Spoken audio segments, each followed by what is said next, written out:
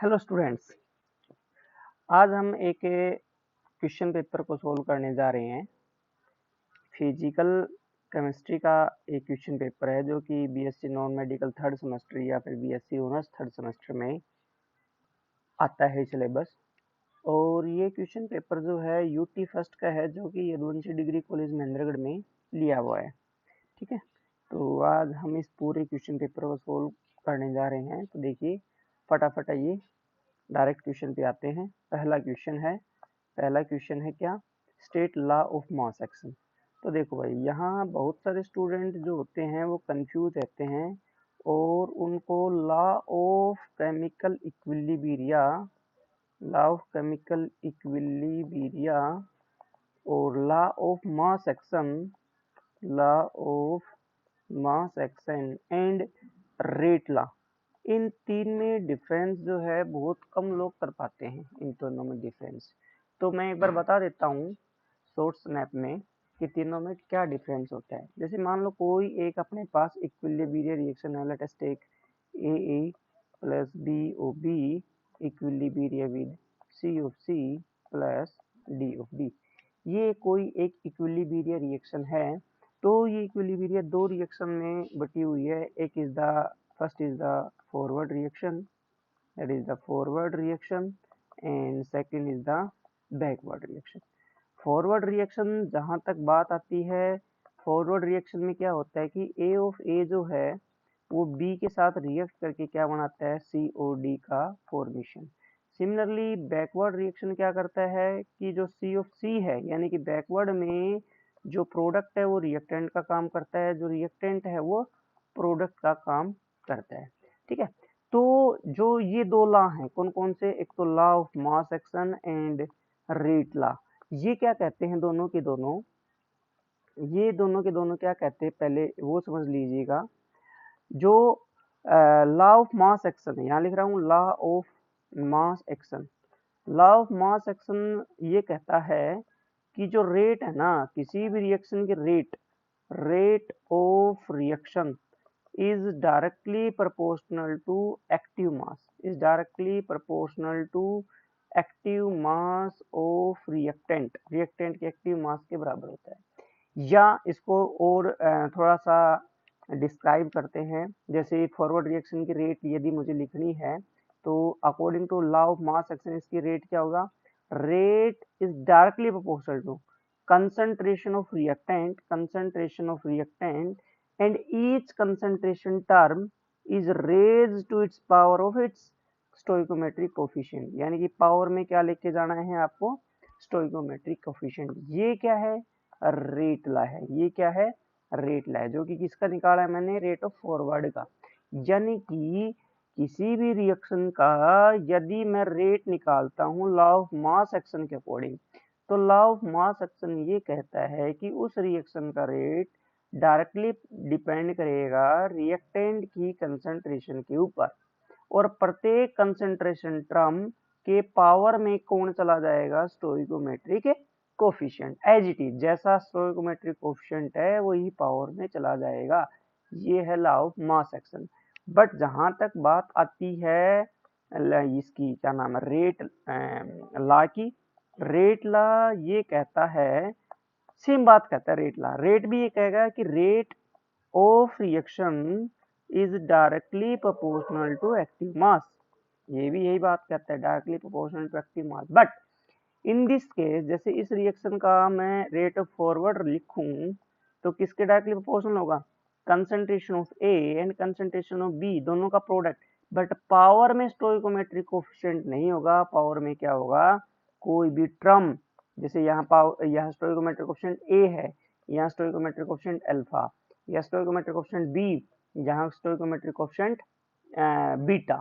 ठीक है, यानी कि this alpha is it may be equal to A, it may not be equal to A. ये A के बराबर हो भी सकता है, ए के बराबर नहीं भी हो सकता है। Similarly this beta, it may be beta is equal to B, may not be equal to B. तो ये है रेट लॉ।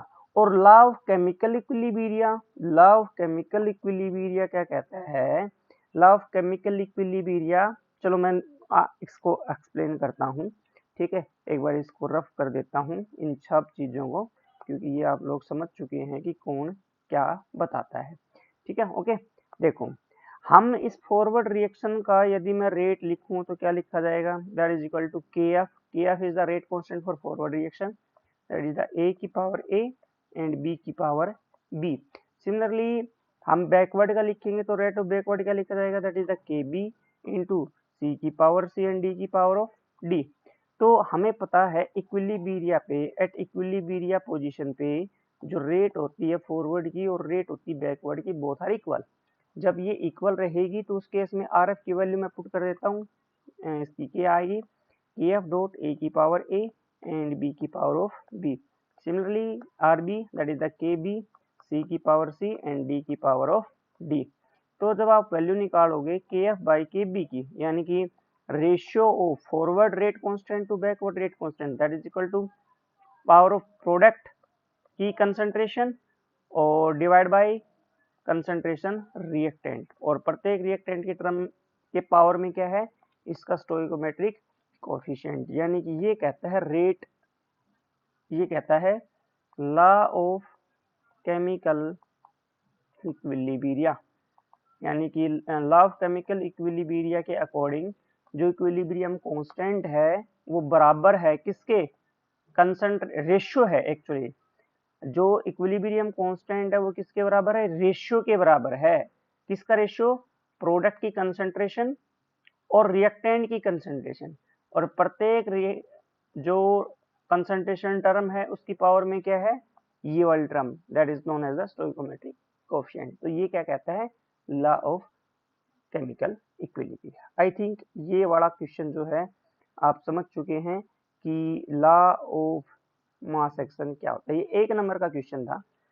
नेक्स्ट आप बढ़ते हैं, कहता है कि at what condition equilibrium constant are equal, किस कंडीशन पे इक्विलिब्रियम कांस्टेंट इक्वल होंगे। तो फटाफट एक बार इनको देख लीजिएगा कि क्या होते हैं क्या नहीं होते हैं। देखो, हमें पता है इक्विलिब्रियम कांस्टेंट, इक्विलिब्रियम कांस्टेंट बोले तो एक तो होता है के सी, यानी कि equilibrium constant in term of concentration, that is equal to क्या होते हैं, सी की पावर सी अभी अभी निकाला था, डी की पावर ऑफ डी और ए की power of A and B की पावर ऑफ बी। सिमिलरली जो केपी होता है वो क्या होता है, पी सी की power C, partial pressure of D की power D, partial pressure of A की power A and partial pressure of B की पावर बी। और इन दोनों में कुछ रिलेशन भी होता है, वो रिलेशन होता है ये कि K C is equal to K P R T की पावर में A plus B minus C plus D, A plus B minus C plus D. I think ये होता है, आई थिंक यही होता है, हाँ श्योर है। इसको डेल एन भी आप लिख सकते हो, डेल एन भी आप इसको लिख सकते हो। चलो इसको सोल्व कर लेते हैं थोड़ा सा, देखो सोल्व कर लेते हैं, कंफर्म हो जाएंगे कि क्या यही रिलेशन होता है या कुछ और होता है। देखो अपन रिलेशन भी फाइंड आउट कर देते हैं कि what is the relation between K's P and K's C. तो देखो उस केस में क्या करोगे, आपको पता है कि जो आइडियल गैस इक्वेशन होती है वो क्या होती है, P V is equal to N R T. अब आप इसको v से डिवाइड कर दो तो n by V into R T. अब n बाई वी है क्या, that is the concentration term, यानी कि pressure is equal to concentration R और टी। तो देखो आपको क्या करना है, प्रेशर की जगह ये वैल्यू पुट करनी है। तो जैसे के पी की वैल्यू ये है, के पी बराबर है इसके पी की सी की पावर डी, पी डी की पावर डी, ऐसे पी ऑफ ए की power A, P of B की power of B. P C की वैल्यू क्या है, ये रही, ठीक है, यहाँ से निकाल लेंगे कंसंट्रेशन ऑफ सी की power C into R T की power C. Similarly concentration of D की power D and R T की पावर डी, इसकी वैल्यू पुट कर दी मैंने और इसकी वैल्यू पुट कर दी, divide by that is the concentration of A की पावर ए, आर टी की पावर ए, सिमिलरली बी की पावर बी और आर टी की पावर बी। तो वैल्यू क्या आई, दैट इज द के पी की वैल्यू क्या आई है, के पी की वैल्यू आई है सी की पावर सी, डी की पावर डी, ए की पावर ए एंड बी की power B, multiply R T की पावर में क्या हो जाएगा, ये सी है,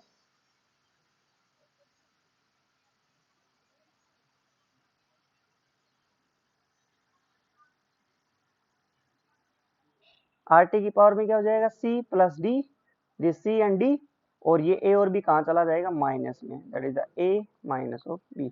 यही लिखा था। ये क्या है अपने पास, के सी, यानी कि के पी इज इक्वल टू के सी आर टी की पावर सी प्लस डी पहले और माइनस में ए प्लस में बी, या इसको आप ऐसे लिख दो, के C is equal to K P that is R T पहले ए प्लस बी लिख दो और बाद में सी प्लस डी लिख दो। ओके, अब ये बराबर कब होंगे, किस कंडीशन पे, यदि मैं ये कहूं कि a बराबर b बराबर c बराबर d, यदि कंडीशन हो तो उस केस में के C is equal to K P, यानी कि a b c d है क्या स्टोइकोमेट्रिक कोएफिशिएंट।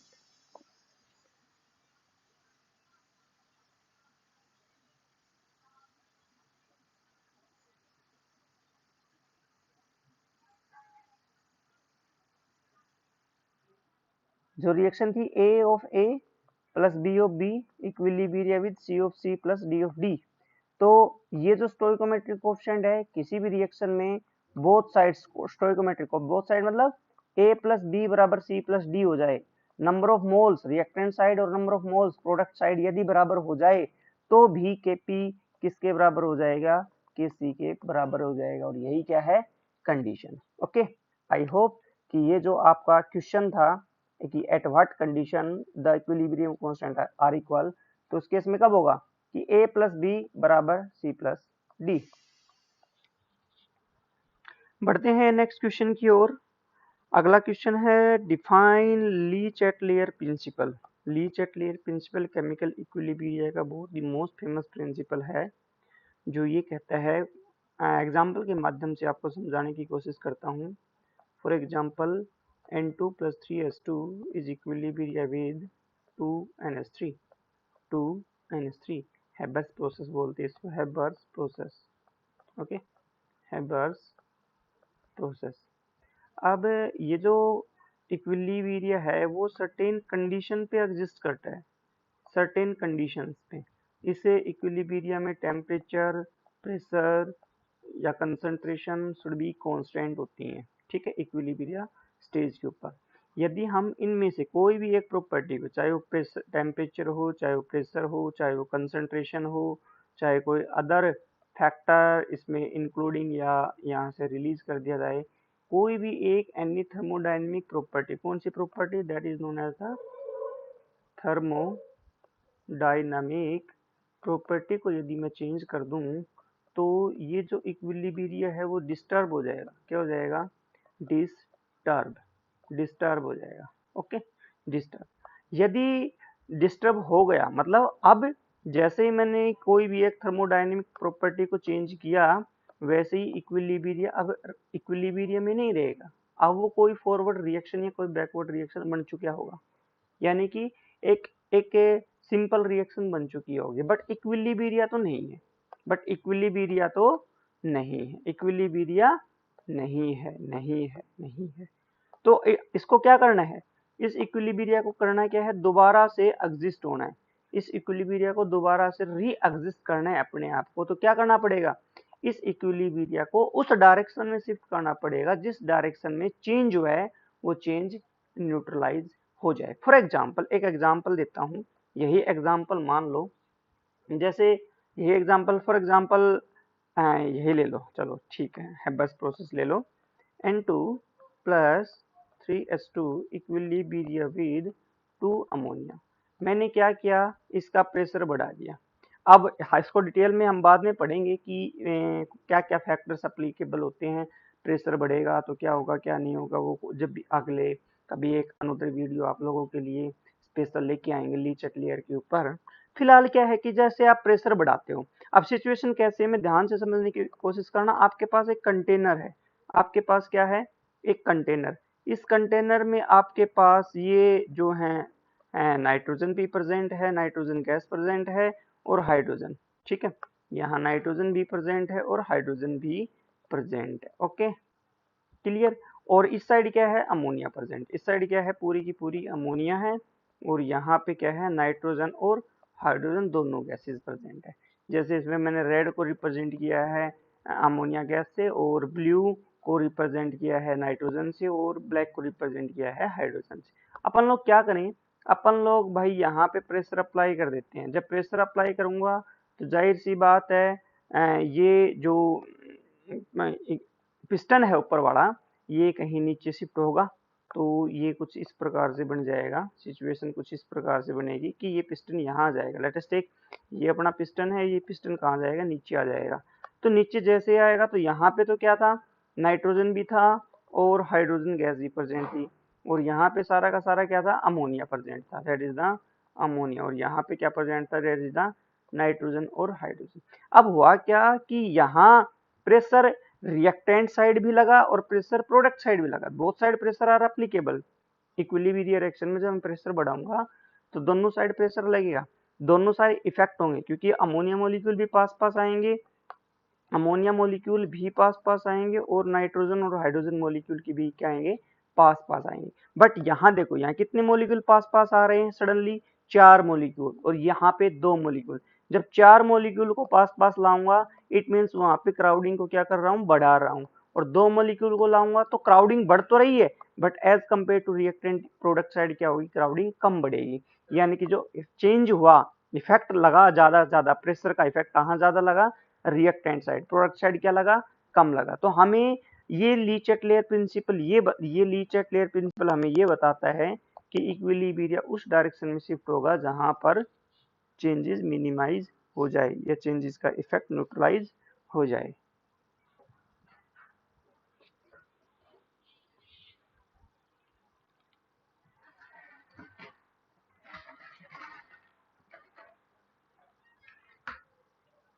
हाँ,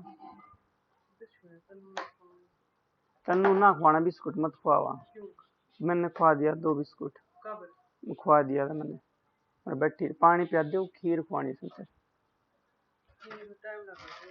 फिर ना सोना स्वाद दे, वैसे ही स्वाद दे, फिर पानी पिया दे, दूध ला दे पिया दे mummy.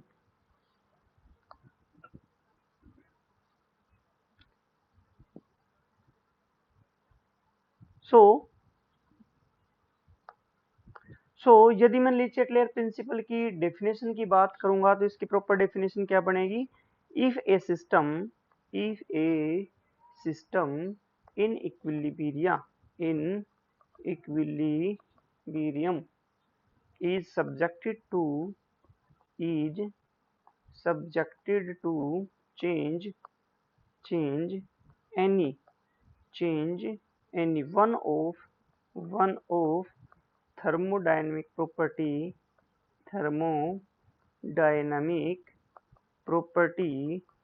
such as temperature, pressure, concentration, etc. The equilibrium shift in which direction that tends to undo the effect, undo या neutralize या minimize the effect to attain re-equilibrium, ये क्या है, प्रॉपर डेफिनेशन है ली-चैटलेयर प्रिंसिपल को। तो आपको 1 नंबर में क्वेश्चन आ रहा था डिफाइन दिस, तो आपको सिर्फ डिफाइन करना है, आपको समझाना नहीं कि क्या होता है, आपको सिर्फ डिफाइन करना। ओके, नेक्स्ट क्वेश्चन की ओर बढ़ते हैं, फटाफट देख लीजिएगा। नेक्स्ट क्वेश्चन क्या है, देखो नेक्स्ट क्वेश्चन कह रहा है कि भाई डिफाइन करो पार्शियल मोलर क्वांटिटी। अब पार्शियल मोलर क्वांटिटी होती है भाई साहब ये X I bar is equal to del of X by del of N I. Constant क्या रहता है, टेम्परेचर, प्रेशर और एन जे, यहाँ टेम्परेचर, प्रेशर और जे एन जे, जहां पर I is not equal to J. ठीक है, यानी कि आप यहाँ एक्स क्या था, एक्स था कोई एक्सटेंसिव प्रॉपर्टी, एक्स है एक्सटेंसिव प्रॉपर्टी ना कि एक्स आई। एक्स यहाँ पे क्या है, कोई भी एक्सटेंसिव प्रॉपर्टी, और एक्स आई बार क्या है, ith कंपोनेंट का पार्शियल मोलर क्वांटिटी, बार लगा दिया। तो इसको डिफाइन करने के लिए कि भाई डी एन आई को आप 1 ले लो, डी एन आई को आप क्या ले लो, 1। डी एन आई का मतलब क्या है, ith कंपोनेंट के जो नंबर ऑफ मोल है वो 1 ले लो, यानी कि इफ यदि आप DNI को 1 लिख के चलते हो तो पार्शियल मोलर क्वांटिटी किसके बराबर आया, that is D of X. Constant क्या, टेम्परेचर, प्रेशर और कंपोजिशन। यानी कि partial molar quantity is equal to change in extensive property, कब, जब when 1 mole of ith component it is added in the mixture, जो भी आपका मिक्सचर था जिसमें अलग अलग कंपोनेंट प्रेजेंट थे, उसमें जब आपने ith कंपोनेंट का 1 मोल ऐड किया, ओनली 1 मोल, तो कैसे ऐड किया कि उस मिक्सचर का टेम्परेचर, उस मिक्सचर का प्रेशर, उस मिक्सचर का कंपोजिशन चेंज ना हो, तो जो एक्सटेंसिव प्रॉपर्टी में चेंज आएगा वो क्या कहलाएगा, that is known as the partial molar quantity. यानी कि partial molar quantity is equal to change in extensive property when we add the 1 mole of ith component in the mixture such that temperature, pressure and composition do not change। ये है partial molar quantity की definition. और यहीं पे यदि आप next question में क्या कह रहे हैं, डिफाइन केमिकल पोटेंशियल, यही एक्सटेंसिव प्रॉपर्टी को यदि आप जी लिख लो, जी बोले तो गिव्स फ्री एनर्जी ले लो, गिव्स फ्री एनर्जी, यानी कि क्या लिख दूं मैं, इसी को क्या लिख दूं, दैट इज दिस कि G I bar is equal to D G upon D N I at constant temperature, pressure और कंपोजिशन। ये क्या बन जाएगा, that is the chemical potential. यानी कि केमिकल पोटेंशियल जो होता है वो चेंज होता है गिव्स फ्री एनर्जी में, गिव्स फ्री एनर्जी में कितना चेंज हुआ, that is known as the chemical potential. कब, जब ith कंपोनेंट का 1 मोल मैं सिस्टम में ऐड करूं, मैं मिक्सचर में ऐड करूं इस वे में ताकि टेम्परेचर, प्रेशर और कंपोजिशन चेंज ना हो, तो वो क्या कहलाता है, that is known as the chemical potential. यानी कि mu I is equal to change in गिव्स फ्री एनर्जी। ओके, इस क्वेश्चन को थोड़ा सा और एलिब्रेट करते हैं, हम समझने की कोशिश करते हैं। देखो, पार्शियल मोलर क्वांटिटी और गिव्स फ्री इसका क्या बोलते हैं, केमिकल पोटेंशियल को थोड़ा सा और समझते हैं किस प्रकार से क्या होता है। मान लो आपके पास एक सिस्टम है, ये एक कोई भी क्यूब है, कोई कंटेनर है, क्यूबिक कंटेनर, ठीक है। इसमें क्या है, अलग अलग कंपोनेंट प्रेजेंट है। जैसे कि मैं एक कंपोनेंट बना दी, this one, this one, this one, this one, this one, इसमें मैंने कंपोनेंट डाल दिए, ठीक है। ये इन सभी कंपोनेंट, इनका नाम तो यदि मैं दूं तो ये कंपोनेंट ए है, ये बी है, ये सी है, ये डी है, ये ई है, ये एफ है, यानी कि सभी का क्या है, अलग अलग नाम दे दिया हमने।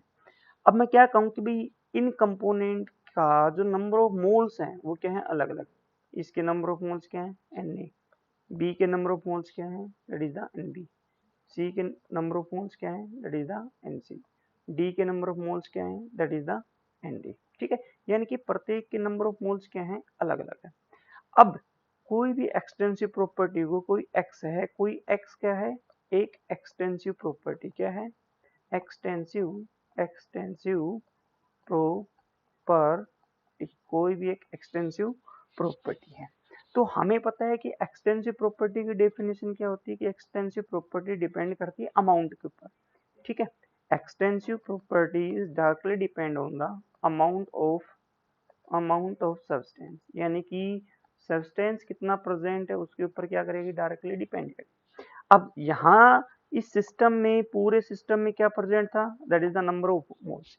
तो जो भी x है वो किस पर डिपेंड करेगा, फंक्शन किसका रहेगा, दैट इज द NO5, यानी कि नंबर ऑफ मोल्स के ऊपर डिपेंड करेगा, एज वेल एज टेम्परेचर और प्रेशर के ऊपर क्या करेगा, डिपेंड करेगा। जब हम इस x का एग्जैक्ट डिफरेंशिएशन कैलकुलेट करता हूँ, क्या, एग्जैक्ट डिफरेंशिएशन, तो वैल्यू क्या आएगी dx की, दैट इज दिस, क्या, कि करली ऑफ x डिवाइड बाई करली ऑफ t, कांस्टेंट क्या ले लिया, p ले लिया और ni, इसको आप ऐसे लिख लो, फंक्शन ऑफ t है, p है, ni को अलग अलग लिख दो, n1 n2 n3 अलग अलग। जैसे यहाँ यहाँ ABCD लेके चल रहा था तो आप Na Nb Nc लिख सकते हो, मैंने 1 2 3 लिख दिया। तो यहाँ कांस्टेंट क्या रहेगा, टेम्परेचर को छोड़कर बाकी सारी चीजें क्या है यहाँ पर constant. Similarly del X by del P into में dp, प्रेशर को छोड़कर बाकी टोटली टर्म क्या है, दैट इज द कांस्टेंट।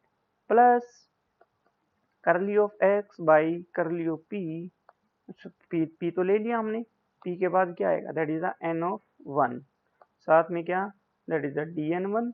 अब एन वन को छोड़कर बाकी सारी टर्म क्या आएंगी, कांस्टेंट, बाकी सारी टर्म क्या आएंगी, constant. Similarly curly of X by curly of N two into D N two, temperature pressure N one, N two को छोड़ दो एन थ्री, इस प्रकार से ये सिस्टम चलता रहेगा। अब मैं कहूँ कि भाई ये जो आपका dx है, ये जो dx है exact differentiation, constant temperature pressure पे वैल्यू क्या बनेगी, कांस्टेंट पे ये वाला जीरो टर्म हो जाएगी, प्रेशर पे कांस्टेंट प्रेशर पे ये वाला टर्म जीरो हो जाएगी, यानी कि वैल्यू क्या बचे, एक दिस वन और एक this one. Curly of X बचा curly of N one into में डी एन वन, साथ में क्या टेम्परेचर है प्रेशर है एन टू है एन थ्री है सब कुछ है, प्लस में curly of X by curly of N two into D N two, साथ में क्या है टेम्परेचर प्रेशर एन वन है एन थ्री है सब कुछ, ये प्रोसेस चलता रहेगा। यानी कि इसको आप एक प्रकार से ऐसे लिख सकते हो, temperature pressure it is the sum of, sum कहाँ से कहाँ, I is equal to 1 to लेकर n तक, जितने भी उसमें कंपोनेंट होंगे, इस सिस्टम में जितने नंबर ऑफ कंपोनेंट है दैट इज किससे रिप्रेजेंट कर रहा हूँ, n से। कैसे, curly of x divide by यहाँ n1 यहाँ n2, यानी कि curly of n of i, constant क्या टेम्परेचर है प्रेशर है और nj है, ठीक है। यहाँ कंडीशन ये है कि i is not equal to j, और साथ में क्या दैट इज द dni। तो ये जो टर्म आई है यहाँ, ये जो टर्म है this term only this term, यानी कौन सी term, that is the del X by del of N I, that is equal to temperature pressure and composition is equal to known as the X I bar, partial molar quantity, that is the partial molar quantity, ठीक है। तो जो आपका third question था, फिर से मैं remind करा देता हूँ, पार्शियल मोलर क्वांटिटी क्या है, पार्शियल मोलर क्वांटिटी है change in extensive property when we add 1 mole of ith component। कहाँ ऐड करना है, इस सिस्टम में आपको ऐड करना है, इस सिस्टम में आपको क्या करना है, ऐड करना है, इस वे में ऐड करना है कि इस सिस्टम का टेम्परेचर प्रेशर और कंपोजिशन चेंज ना हो, वो क्या कहलाता है, that is known as the partial molar quantity. और यदि आपकी एक्सटेंसिव प्रॉपर्टी गिव्स फ्री एनर्जी है, यानी कि आप इसी की जगह गिव्स फ्री एनर्जी लिख दो, ऐसे gives free energy temperature pressure और कंपोजिशन, ठीक है, जी आई बार, तो ये क्या कहलाएगा, that is the chemical potential. Okay, I hope कि ये सारी चीजें आपको समझ में आई है, ठीक है। नोट्स बनाना चाहो इससे यहाँ से आप बना सकते हो। नेक्स्ट क्वेश्चन पे की ओर बढ़ते हैं। नेक्स्ट क्वेश्चन है कि अब की बार 2-2 नंबर के क्वेश्चन स्टार्ट हो गए हैं। इक्विलिब्रियम कांस्टेंट केपी दे रखा है, केपी की वैल्यू दे रखा है अलग अलग टेम्परेचर पे, तो डेल एस निकलवा रहा है। तो ये जो रिलेशन है एक प्रकार से केपी में और डेल एस में रिलेशन कौन सी इक्वेशन प्रोवाइड करती है, that is called van't Hoff equation. कौन सी इक्वेशन मैं लिख देता हूँ, van't Hoff equation, van't Hoff equation जो क्या कहती है कि ln of kp2 upon kp1 is equal to del H divide by R into में 1 by T1 minus 1 by T2। ये इसको ऐसे लिख सकते हो कि log ऑफ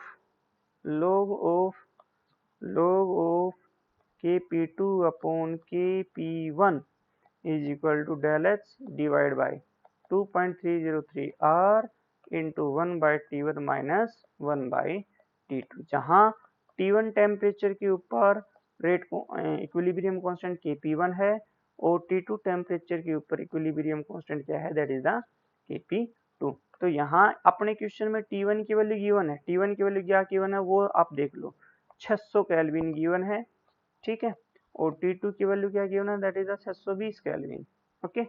और साथ में क्या है इक्विलिब्रियम को 600 के ऊपर की वैल्यू कितनी है Kp1 की, यहाँ Kp1 की वैल्यू कितनी है, दैट इज दिस 1 मल्टीप्लाई 10 की पावर माइनस 12, 1 मल्टीप्लाई 10 की पावर माइनस 12। और Kp2 वैल्यू कितनी है, क्वेश्चन की ओर आ जाइए, Kp2 that is the 5 multiply 10 की पावर माइनस 12, 5 मल्टीप्लाई 10 की पावर -12। कुछ नहीं करना, सिंपल इसमें पुट करो, डेल्स निकाल लो, बात खत्म। आर की वैल्यू होती है fix 8.314 joule per kelvin per मोल। अलग अलग यूनिट में आर की वैल्यू क्या होती है, अलग अलग, क्योंकि आर अपने को क्या बताता है, that is the gas constant है, एक प्रकार से कांस्टेंट क्वांटिटी।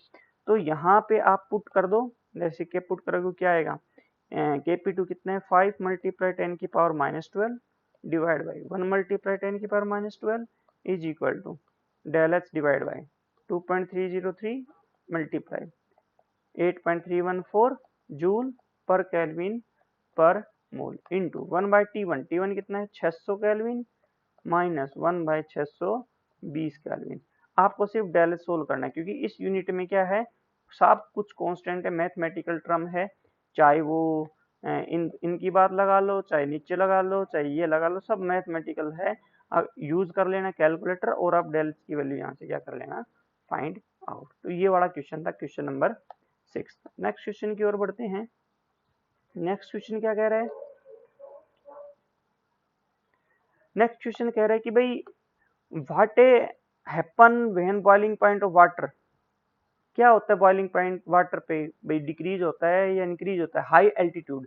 अब देखो हमें ये पता है बॉइलिंग पॉइंट वाटर का क्या है, बॉइलिंग पॉइंट यानी कि एक प्रकार से ये लिख लो कि जो वाटर है लिक्विड रूप में वो किस में कन्वर्ट हो रहा है, दैट इज द वेपर में।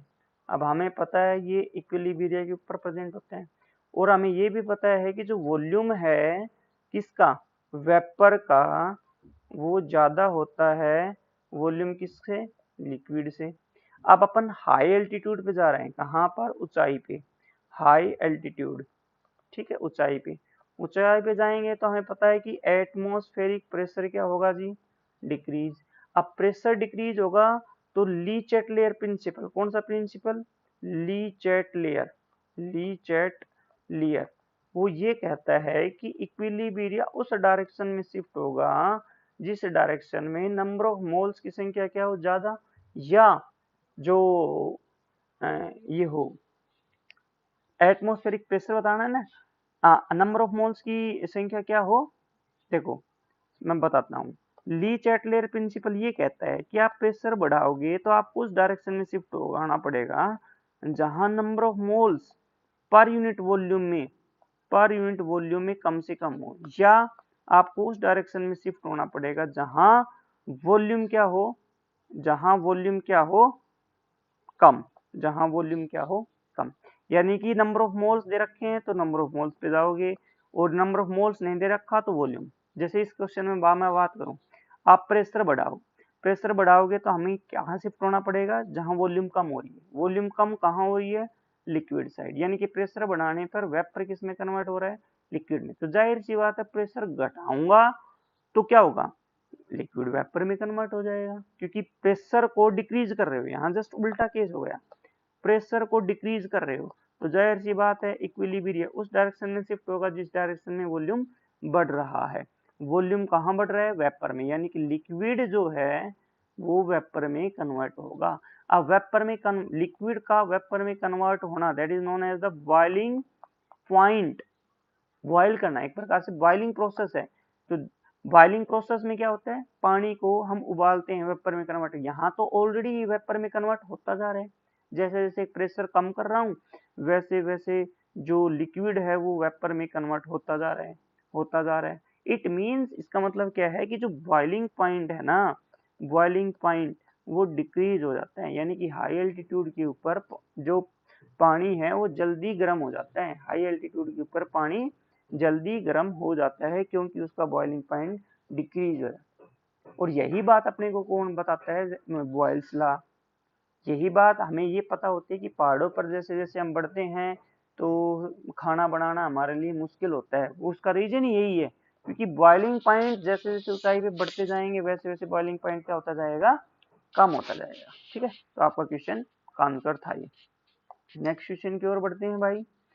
नेक्स्ट क्वेश्चन कह रहा है कि भाई क्या इफेक्ट पड़ेगा टेम्परेचर प्रेशर का मेल्टिंग पॉइंट। अब देखो मेल्टिंग पॉइंट सॉलिड का, यानी कि आपके पास ये है, अब की बार आइस है, अब की बार क्या है, ice, ice convert into that is a liquid. अब हमें पता है, एक बात याद रखना कि आइस जो होती है ना, आइस, इसका वॉल्यूम ज्यादा होता है, volume of ice is more than the volume of liquid. ये बात याद रखना। ऐसा क्यों होता है? क्योंकि जब आइस को फ्रीज करता हूँ, वेन आइस को फ्रीज नहीं, लिक्विड को freeze, when liquid freeze, liquid water freeze, when liquid water freeze it expand, इतना याद रखना, इट एक्सपेंड। जब लिक्विड वाटर को फ्रीज करता हूं तो यह एक्सपेंड होता है, एक्सपेंड होता है, इट मींस उसका वॉल्यूम क्या होगा, ज्यादा होगा एज कम्पेयर टू लिक्विड। बस इतना याद रखना, आपका क्वेश्चन सोल्व हो जाएगा। अब देखो, टेम्परेचर का इफेक्ट देखने के लिए आपको एक्सोथर्मिक और एंडोथर्मिक रिएक्शन चेक करनी है। अब प्रेशर को देखने के लिए आपको वॉल्यूम चेक करना है। ओके, तो आपको टेम्परेचर देखना है। तो देखो, आइस को लिक्विड में कन्वर्ट करना, दैट इज होता है एंडोथर्मिक प्रोसेस, और लिक्विड को आइस में कन्वर्ट होना, that is the exothermic process. तो जब जैसे आप टेम्परेचर बढ़ाओगे तो एंडोथर्मिक की डायरेक्शन में शिफ्ट होना पड़ेगा, एंडो शिफ्ट होगा। एंडो शिफ्ट का मतलब है आइस को लिक्विड में कन्वर्ट करना। अब आइस जब लिक्विड में कन्वर्ट होगी तो जाहिर सी बात है मेल्टिंग पॉइंट क्या हो रहा है, डिक्रीज। तो जैसे जैसे टेम्परेचर बढ़ेगा वैसे वैसे मेल्टिंग पॉइंट घटता चला जाएगा। बट अगर आप फ्रीजिंग पॉइंट की बात करेंगे, फ्रीजिंग पॉइंट, तो वो क्या होगा, इंक्रीज। ऐसा क्यों? क्योंकि आइस लिक्विड में कन्वर्ट हो रहा है, क्योंकि आइस लिक्विड में कन्वर्ट हो रहा है। तो मेल्टिंग पॉइंट में तो क्या होता है, हमें लिक्विड में ही कन्वर्ट करना है, आइस को मेल्ट ही करना है, यहाँ मेल्ट ऑलरेडी हो रही है, it means melting point decrease. But freezing point है, जहां बात आएगी फ्रीजिंग प्रोसेस की बात आएगी, फ्रीजिंग प्रोसेस में लिक्विड को हमें आइस में कन्वर्ट करना है, बट यहाँ उल्टा आइस लिक्विड में कन्वर्ट हो रही है। हमें करना तो था आइस में कन्वर्ट, हो रही है लिक्विड में convert, it means freezing point क्या हो रही है, इंक्रीज। सिमिलरली उसका इफेक्ट देखो, क्या नाम है, प्रेशर का इफेक्ट। प्रेशर का जब आप इफेक्ट देखोगे, क्या कहता है, प्रेशर उस डायरेक्शन में शिफ्ट होगा, प्रेशर बढ़ाएंगे तो इक्विलिब्रियम उस डायरेक्शन में शिफ्ट होगा जहां number of moles per unit volume में कम हो या फिर वॉल्यूम कम हो। दो चीजें कम मिल जाए, या तो नंबर ऑफ मोल्स कम मिल जाए या वॉल्यूम कम मिल जाए। अब यहाँ नंबर ऑफ मोल्स तो गिवन है नहीं, क्या गिवन है, दैट इज द वॉल्यूम। तो प्रेशर बढ़ाने पर होगा क्या, आइस लिक्विड में कन्वर्ट होगी। आइस, उल्टा बोल दिया क्या मैंने, प्रेशर बढ़ाने पर आइस लिक्विड, सही बात है, प्रेशर बढ़ाने पर आइस क्या होगी, लिक्विड में। क्यों? क्योंकि लिक्विड का वॉल्यूम क्या है, कम है एज कंपेयर टू आइस। तो जैसे जैसे आप प्रेशर बढ़ाओगे वैसे वैसे आइस किस में कन्वर्ट हो रही है, दैट इज द लिक्विड में कन्वर्ट हो रही है। अब मेल्टिंग पॉइंट क्या होगा इसका, जाहिर सी बात है जब हमें लिक्विड ही बनाना है तो लिक्विड में ऑलरेडी बन रहा है तो melting point decrease. But freezing point की जहां बात करेंगे, फ्रीजिंग पॉइंट की बात करेंगे तो ये क्या होगा, दैट इज द इंक्रीज। तो इस बात को विशेष विशेष विशेष ध्यान रखना, यूनिवर्सिटी एग्जाम के लिए बहुत ही महत्वपूर्ण है और कंपटीशन एग्जाम्स के लिए भी। नेक्स्ट बढ़ो, नाइन्थ क्वेश्चन कह रहा है कि what is the effect of temperature pressure on the boiling point of solid. देखो अभी इसमें थोड़ी सी मिस्टेक है, सॉलिड नहीं है, यहाँ पे क्या है, that is the boiling point of liquid, क्योंकि लिक्विड बॉयल होता है ना कि सॉलिड। तो ये मिस्टेक थी, कोई टाइपिंग मिस्टेक रही होगी। ओके, तो देखिए लिक्विड, इसमें भी वही फैक्टर काम करेगा जो हम पढ़ते आए हैं, liquid convert into, liquid convert into vapour, liquid convert into vapour. अब हमें पता है, अब ये कौन सा लिक्विड है, दैट इज द वाटर, इतना ध्यान रखना, that is the water, that is the water. अब हमें पता है कि जो वॉल्यूम है वेपर्स का वो क्या होता है भाई, ज्यादा होता है वॉल्यूम किससे, लिक्विड से। तो जाहिर सी बात है प्रेशर बढ़ाएंगे तो वॉल्यूम डिक्रीज, जिस डायरेक्शन में हो रहा है उस डायरेक्शन में इक्विलिब्रियम क्या होगा, शिफ्ट होगा। जिस डायरेक्शन में वॉल्यूम घट रहा है, वॉल्यूम किस डायरेक्शन में घट रहा है, लिक्विड में। यानी कि प्रेशर यदि बढ़ाऊंगा तो वेपर जो है कन्वर्ट होगा लिक्विड में, और जब वेपर लिक्विड में कन्वर्ट होगा तो जाहिर सी बात है भाई बॉइलिंग पॉइंट भी बढ़ जाएगा। क्यों? क्योंकि बॉइलिंग पॉइंट में तो लिक्विड को वेपर में कन्वर्ट करना था, लिक्विड को वेपर में। बट हो क्या रहा है, प्रेशर जैसे जैसे बढ़ रहा है वैसे वैसे वेपर वापस बैक लिक्विड में कन्वर्ट हो रहे हैं। तो जैसे जैसे प्रेशर बढ़ाऊंगा बॉइलिंग पॉइंट बढ़ेगा। पता, बस जो क्वेश्चन लास्ट एक क्वेश्चन हो रहा है। सिमिलरली टेम्परेचर के इसके ऊपर इफेक्ट देखोगे तो एंडोथर्मिक देखना पड़ेगा, टेम्परेचर बढ़ाओगे एंडोथर्मिक की डायरेक्शन में इक्विलिब्रिया क्या होगा, शिफ्ट। एंडोथर्मिक कौन सा है, लिक्विड टू वेपर। एक्सोथर्मिक कौन सा है, वेपर टू लिक्विड। यानी कि टेम्परेचर बढ़ाने पे फिर से लिक्विड वेपर में कन्वर्ट हो रहे हैं। जब लिक्विड वेपर में, अब देखो यहाँ इंटरेस्टिंग है, यहाँ क्या कर रहा है, लिक्विड कन्वर्ट हो रहा है वेपर में। लिक्विड क्या कन्वर्ट हो, प्रेशर बढ़ाने पर वेपर लिक्विड में कन्वर्ट हो रहा था, बट टेम्परेचर बढ़ाने पर लिक्विड वेपर में कन्वर्ट हो रहा है। That's why boiling point in this case क्या होगा, घट जाएगा। तो जैसे जैसे आप टेम्परेचर बढ़ाओगे बॉइलिंग पॉइंट घटेगा, प्रेशर बढ़ाओगे बॉइलिंग पॉइंट बढ़ जाएगा। ये आपके क्वेश्चन का आंसर है। नेक्स्ट बढ़ते हैं आगे। अगला है कि how tooth decay, how tooth decay occur. Tooth decay क्या होता है, देखो टूथ होता है ये calcium apatite, PO4 thrice OH, ये होते हैं calcium, calcium apatite, apatite TIT। Okay, तो ये किस में टूटता है भाई, 5 Ca2 पॉजिटिव आयन में प्लस 3 PO4 3 नेगेटिव आयन में प्लस OH में। तो जैसे जैसे आप कोई भी भोजन लेते हो, कोई भी चीज खाते हो, ऐड करते हो, जाहिर सी बात उसमें H पॉजिटिव आयन प्रेजेंट है। H पॉजिटिव क्या करेगा, OH नेगेटिव के साथ रिएक्ट करके किसका फॉर्मेशन करेगा, OH H2O। क्योंकि भोजन का फर्मेंटेशन से क्या बनेगा, H positive ion H positive से OH नेगेटिव के साथ मिलकर क्या बना लेगा, दैट इज द वाटर। तो होगा क्या, प्रोडक्ट की कंसेंट्रेशन लगातार डिक्रीज हो रही है। अब प्रोडक्ट की कंसेंट्रेशन डिक्रीज होगी तो ली चैटलर साहब ये बोलते हैं भाई, यदि प्रोडक्ट की कंसेंट्रेशन बढ़े, यदि कंसेंट्रेशन जो है प्रोडक्ट की बढ़ाऊं, तो हमें इक्विलिब्रिया शिफ्ट करना है रिएक्टेंट साइड। बट यदि आप कंसेंट्रेशन प्रोडक्ट की घटाओगे तो इक्विलिब्रिया शिफ्ट करना है प्रोडक्ट साइड। यानी कि ये जो आपका टूथ था कैल्शियम एपेटाइट का बना हुआ, जो ऊपरी परत थी टिथ की, जो एनिमल थी, वो क्या होगी, टूट रही है, टूट रही है एसिडिक चीज खाने से। तो यही होता है टूथ डीके, दांत का खत्म होना। ठीक है, आई होप ये 10 क्वेश्चन आपको समझ में आए हैं।